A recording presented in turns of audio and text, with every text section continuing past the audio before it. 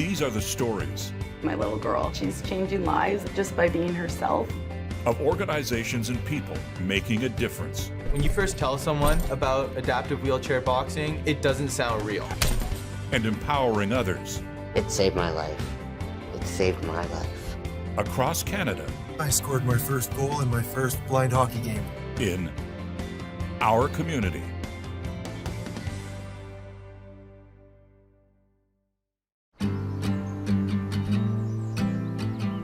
My name is Jim Noseworthy, and I'm employed by the CNIB as an assistive technology specialist.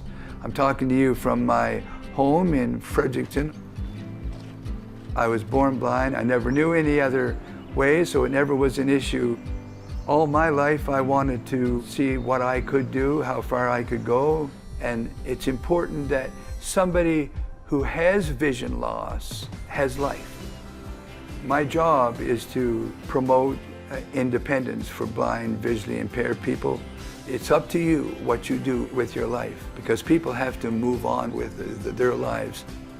And we'll back you to the wall. We'll take you as far as you can go. And just have fun. Enjoy yourself. For more than 30 years, Jim Noseworthy has worked for the Canadian National Institute for the Blind in New Brunswick, teaching clients how to use assistive technology to improve their lives. Every week, he hosts a nationwide conference call called Tech Talk Tuesday that discusses new technology and the issues people are having with it. Jim practices what he preaches on a daily basis in his own life. All right, so here I am in my kitchen. And for those who can't see, it's a pretty big kitchen. But I'm here with my smart cooker. I use this because there's nothing better than coming home from a walk with my guide dog and having my meal ready to go. I put the things I need in there, close the lid, and which I'm going to do right now. I then give the command to my Instapot, and hopefully when I get home, supper is ready to go. Okay, Google, start my pressure cooker for 20 minutes. All right, starting the timer on Velma for 20 minutes. The reason I do this work is because you can know this stuff technically, but we rely on this stuff, and even though a sighted person can teach this stuff, they're not actually depending upon this stuff and trying to find out how it works, why it works, what you should know, what are the pros and cons. It's just a matter of marrying the technology to a person's lifestyle and giving them courage. When they have small successes, they move on and move up. Okay, I'm just about ready to head out the door. One last thing I'm going to need to do, though, is to start my robotic vacuum cleaner so the place will be cleaned up when I get home. Okay, Google, start my Nido. Got it. Starting Nido. Okay, Riggs, let's go up. Oh, we're gonna put his harness on here. He's an excited boy. He's an excited boy.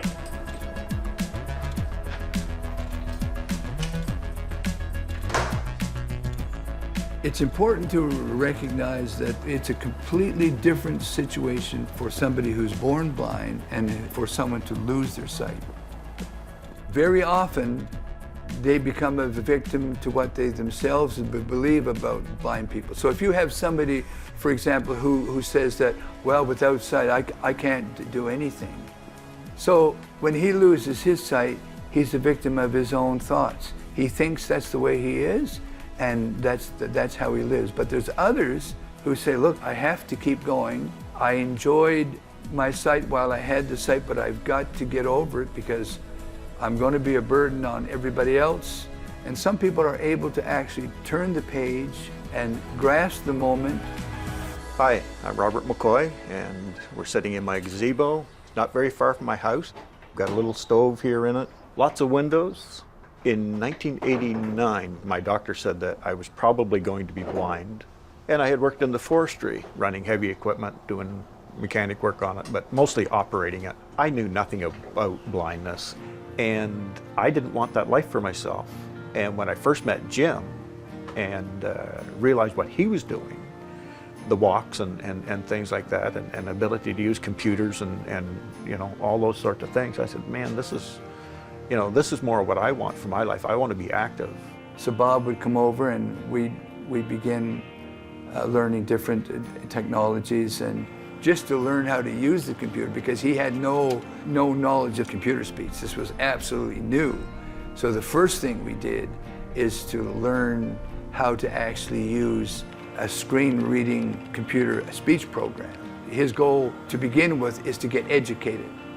So I started studying sociology so I could look at policies and all that sort of stuff. And I did my first degree, and then I thought, well, I might as well kick the can again. So I did the second one, and I'm teaching at St. Thomas and quite enjoying it. It's wonderful working with young people. So I'm coming into my workshop here and coming over to my saw. My workshop's about 12 by 24, and I've got a table saw in here. And on top of my table saw, I have a compound miter saw. I've got a roller here to my left that I use to support the end of the wood so it don't tip when I'm trying to cut. There's a couple of ATVs and a lawn tractor and lawn mowers and gas and all sorts of stuff in here that I draw on to use. I'm just stepping back away from my compound miter saw right now to find a piece of wood that I put in here earlier. There it is. So I'll lay that backside down, and I will pick up my miter square, check to make sure that the end of it is good and square before I start my cut. So I have in my hand a talking measuring tape. It has 4 buttons on it. One is a power button, off-on button. One is a mode button.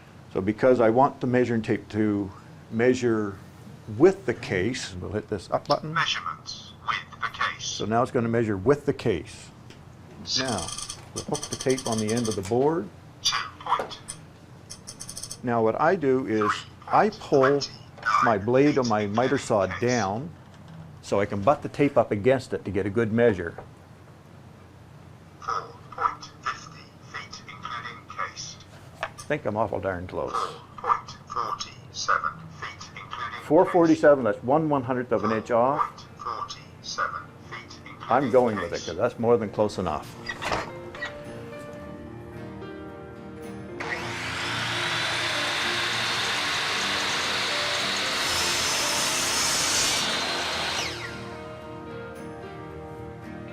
I'm working on a renovation of my house right now, and inside I had a small office when you first step in my door on the left. I'm turning that into like a little sitting room, so if somebody comes, we can go in there and sit down and just have a coffee or whatever. And I stripped the board that was on the wall. I had like a barker tile on the wall of the entryway up 4 feet. So I stripped that all off, and I'm putting a different type of wall board on there.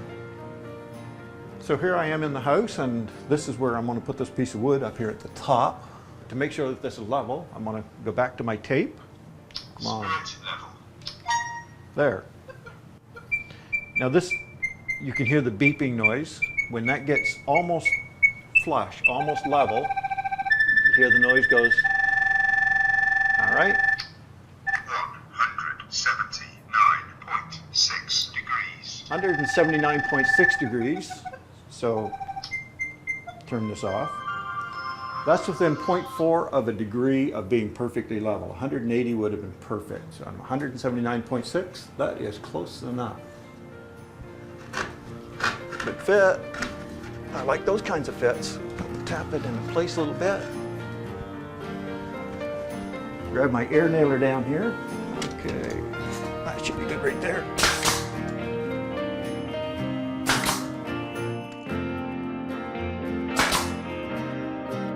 Robert is like me. We got to know how it works. We got to know why it works, how to make it better. I could see right off the bat that he was a fighter. He was going to get it done, and so he did. And less and less and less he depended on me, less and less, and now he's as good at technology or better than I am. And that's such an awesome thing when the student is better than the teacher.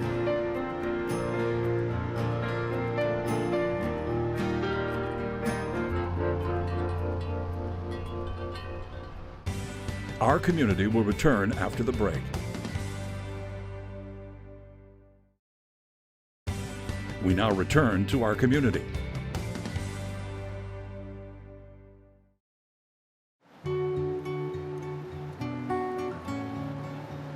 Well, hi folks, here I am on the famous train bridge that's been refurbished and used a lot. I walk this bridge every day to get back and forth to work. I walk one way down and the bus back. I meet up with dogs and baby carriages and bikes and you name it, it's here on the bridge. A lot of my life I was a road musician, and I decided I didn't want to do that anymore. Then I became a darkroom technician. Then I went to the CNIB and they said, I was looking for a job. And they said, well, we just told that we have a core service now, it's assistive technology, and every major office has to have a person in that position. I didn't know a whole lot, but they didn't know anything. And so I got the job. And anybody who's in my position, I think, has a better chance of understanding all the nuances of what this means, this technology thing. Okay, folks, we made it across the bridge, and now we're going to go into a part of town where it's going to be quite noisy. To be able to hear my GPS navigating me to a particular place, I'm going to put the sound through my Bose frames sunglasses, which have speakers in the rims of the glasses. Once I do that, you're not going to hear anything. I will, but you won't hear them. So I'm just going to start my GPS app. So I'm going to activate it. Here we go. Soundscape, Microsoft Sound, current location, button. Christchurch Cathedral. The South Side Green. Now I'm going to switch back over to my Bose frames sunglasses so I can hear my iPhone, plus I can hear everything outside because my ears are not obstructed by any earbuds or any such things. Approaching intersection. Queen Street goes left. York Street continues ahead. Steps. City Hall. Find the pole, Riggs. Approaching intersection. Queen Street continues ahead. Easy. City Hall.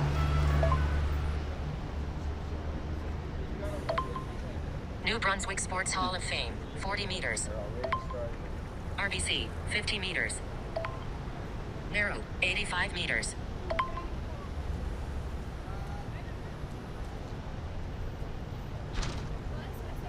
Here we are in downtown Fredericton at the Abbey Cafe, where I'm kind of chilling out here with my guide dog Riggs. Of course, whenever Riggs and I are together, Riggs is the topic of conversation. I'm just his friend. I go along with him. Using GPS gives you a great advantage when you have a guide dog because you know approximately where you are, and therefore you can command the dog with a bit more certainty. So if we're trying to find a doorway and my GPS says there's a doorway or that there's a garbage can in front of me, I know I can command the dog to find the garbage can. As anybody knows, technology doesn't always work. So sometimes we got to call in a human being to give us a hand. And we use a service called Aira, that's A-I-R-A, to help us out and give us directions. And I'm going to ask Aira to help me find the garbage can so I can throw out this coffee cup. You see the can? Of course. Let me take a look. I see some reclining chairs. Could you pan the camera to the left more? Right. Oh yes, I see the trash can over by the film crew actually. So if you guide me there. One of the problems that we have is sometimes we're not sure if we're commanding the dog properly. For example, maybe the garbage can wasn't there anymore, but I thought it was. So using Aira, and the dog picks up on my confidence and he will jump on the can, and then I can deposit what I want into the can. Continue forward, and it'll be a couple feet to your left. Pause here and make a left. Okay, Riggs, find the can. Good boy. Perfect. Well, listen, thank you very much. You've been very helpful to me. Oh, you're very welcome. Is there anything else you needed help with? Laura, you just did an awesome job. Thanks. Perfect. I hope you have a great one then. You too, Laura.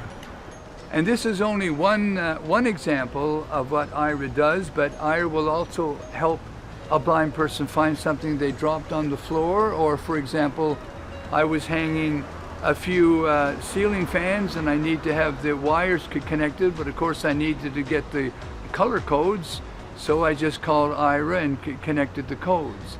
Other people use Aira to match their clothes, to read labels on boxes, to find other things, perhaps to find a store.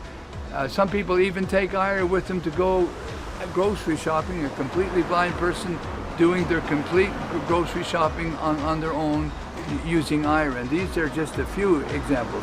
Well, anyway, I got to get back home soon because Tech Talk Tuesday is about to start. And so let's go, Riggs. Let's get out of here. Our community will return after the break.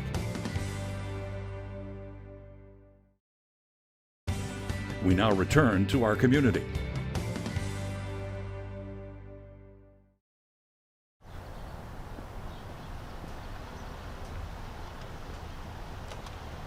Here we are, back in the kitchen. Come on, Riggs, after a long walk. And Riggs, let's check and see if this pot roast is up to par. We're gonna take the top off and see what kind of a job I've done on this. Ooh, it really smells good. I think supper is gonna be great. Tech Talk Tuesday is about getting ready to start. I don't have time, so I'm gonna cook some fries in my air fryer. And I'm going to the fridge now to get those, and we're going to bring them over to the fryer, and we're going to pull out the fryer bucket, as you just heard. We're just going to put some in there. We're going to put the basket back in the fryer, and then we're going to see if we can get our technology to work for us. Alexa, start my air fryer at 400 degrees for 20 minutes. There it goes, it's on, and it's air frying.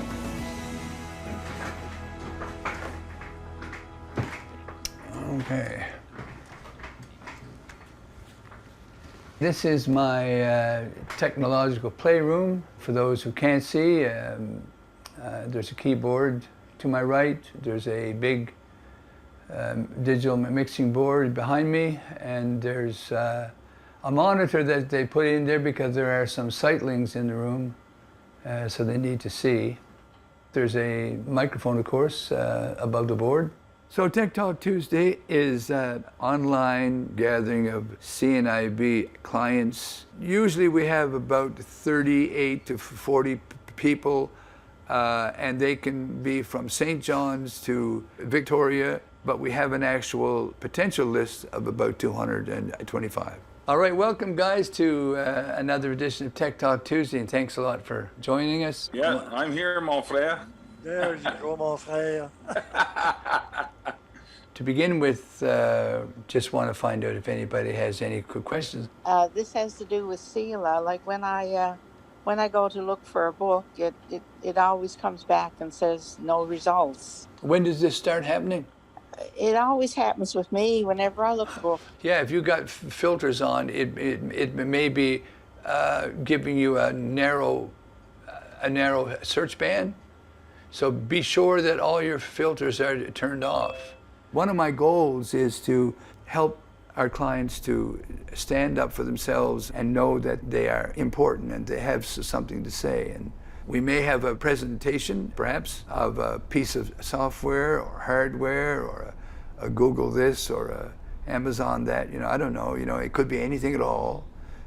Some new device that's out there that everybody's excited about.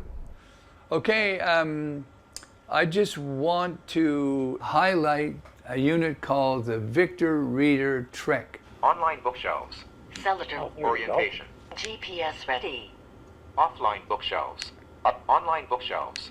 Orientation. GPS ready. This unit is a multi-purpose device, so it's a book reader, it is a GPS navigation device, radio receiver, and a podcast player. A really neat thing about this is that you can actually virtually travel through a city and know what's all around you, what the streets are and where you turn and all that sort of stuff.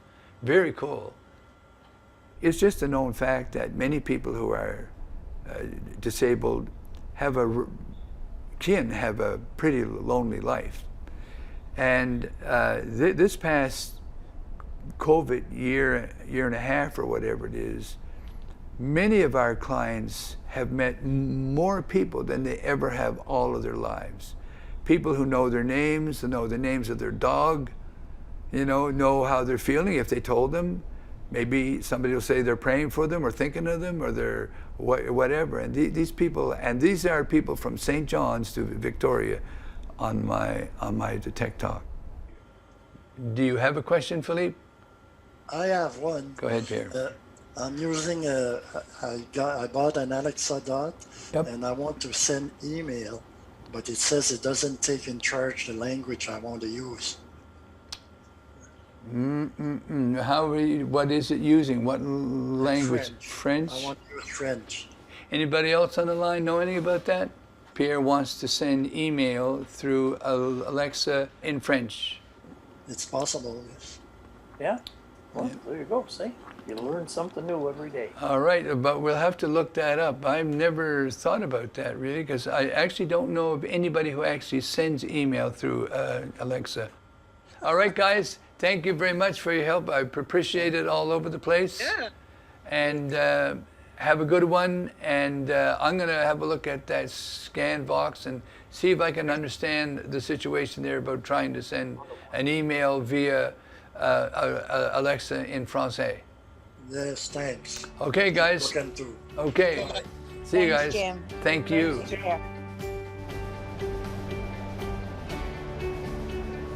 You know, when you think about technology, you think you know until 3 months after that somebody comes up with something you never even thought about. Anything is possible. Later on, children are going to grow up to just understand this. I can't see the way you do, but I can see, and I can't do things perhaps the same way you do, but I can do them. So I'm looking forward to big changes, maybe so much not in my time, but I think coming up, people will expect to be able to have access to all the features that other people do. Executive producers Steve Foster, Greg Hemmings, producer Elaine Shannon, Director-Writer Chet Wesley, Director of Photography Editor Lachlan O, Colorist Laura McCarthy, Production Assistant Robert Gow, Sound Mixer Paul Steffler, Narrator Jim Van Horn, Integrated Describe Video Specialist Ron Rickford, Graphics Andrew Antonello, Content Development Specialist Ryan Delahunty, Coordinating Producer Jennifer Johnson, Director Production Kara Nye, Director Programming Brian Perdue, VP Programming and Production John Melville, President and CEO David Arrington. Copyright 2021, Accessible Media Inc.